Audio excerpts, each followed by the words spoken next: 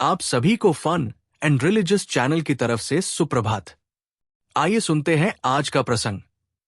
क्यों जाना पड़ा था अर्जुन को अकेले ही 12 वर्ष वनवास?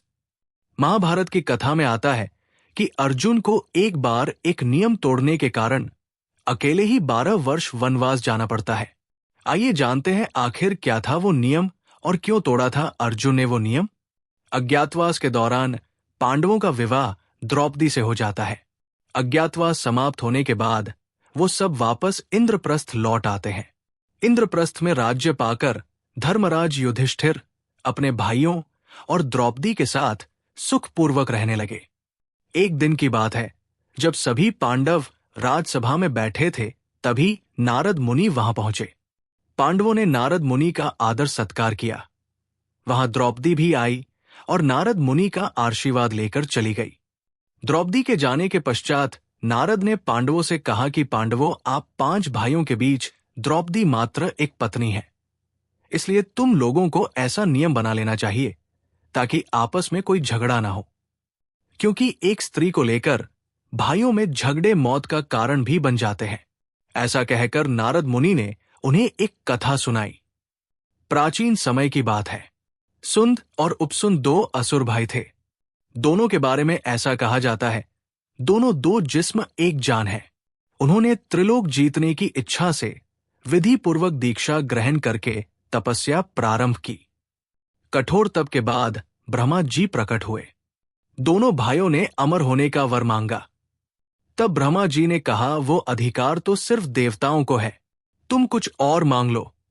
तब दोनों ने कहा कि हम दोनों को ऐसा वर दें कि हम सिर्फ एक दूसरे के द्वारा मारे जाने पर ही मरे। ब्रह्मा जी ने दोनों को वरदान दे दिया। दोनों भाइयों ने वरदान पाने के बाद तीनों लोकों में कोहराम मचा दिया। सभी देवता परेशान होकर ब्रह्मा की शरण में गए। तब ब्रह्मा जी ने विश्वकर्मा से एक ऐसी सुंदर स्त्री बनाने के लिए कहा जिसे देखकर हर प्राणी मोहित हो जाए। उसके बाद एक दिन दोनों भाई एक पर्वत पर आमोद प्रमोद कर रहे थे। तभी वहां तिलोत्मा विश्वकर्मा की सुंदर रचना कनेर के फूल तोड़ने लगी। दोनों भाई उस पर मोहित हो गए। दोनों में उसके कारण युद्ध हुआ। सुंद और उपसुंद दोनों मारे गए। तब कहानी सुनाने के बाद नारद बोले, इसलिए मैं आप लोगों से ये बात कह रहा हूं। तब पांडवों ने उनकी प्रेरणा से ये प्रतिज्ञा की, एक नियमित समय तक हर भाई द्रौपदी के पास रहेगा। एकांत में यदि कोई एक भाई दूसरे भाई को देख लेगा तो उसे 12 वर्ष के लिए वनवास होगा। पांडव द्रौपदी के पास नियमानुसार रहते। एक दिन की बात है, लुटेरों ने किसी ब्राह्मण की गाय लूट ली और उन्हें लेकर भागने लगे। ब्राह्मण पांडवों के पास आया और अपना करुण रुदन करने लगा। ब्राह्मण ने कहा कि पांडव, आपके राज्य में मेरी गाय छीन ली गई है। अगर आप अपनी प्रजा की रक्षा का प्रबंध नहीं कर सकते तो आप निःसंदेह पापी हैं। लेकिन पांडवों के सामने अड़चन ये थी कि जिस कमरे में राजा युधिष्ठिर द्रौपदी के साथ बैठे हुए थे, उसी कमरे में उनके अस्त्र शस्त्र थे। एक ओर कौटुंबिक नियम और दूसरी तरफ ब्राह्मण की करुण पुकार।